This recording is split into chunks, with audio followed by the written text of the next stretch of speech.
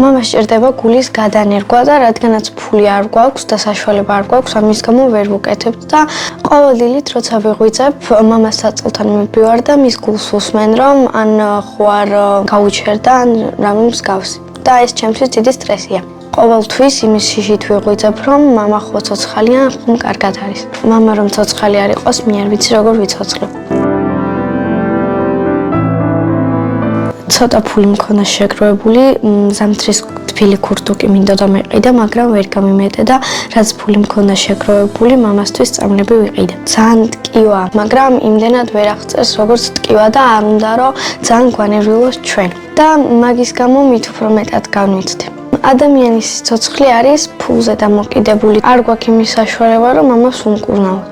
მამას 2 კილოს მეტი საწევა არ შეუძლია თავის ჯანმრთელობის გამო და როცა ვხედავ, რომ სხვისი მამები ასე ჯანმრთელები არიან, მე ძალიან მინდება ეს. საბრალო მამაშვილი ყოველ საღამოს ასე შემოუსხდებიან ხოლმე მაგიდას. მათი ვახშამი პური და ცხელი ჩაია. მაგდა ჯერ კიდევ ზაფხულიდან აგროვებდა ცოტა ფულს, ზამთრისთვის რომ თბილი ქურთუკი ეყიდა. მაგრამ შეგროვებული კაპიკებიც კი თავისთვის ვერ გაიმეტა და აფთიაქში მამას წამალი უყიდა.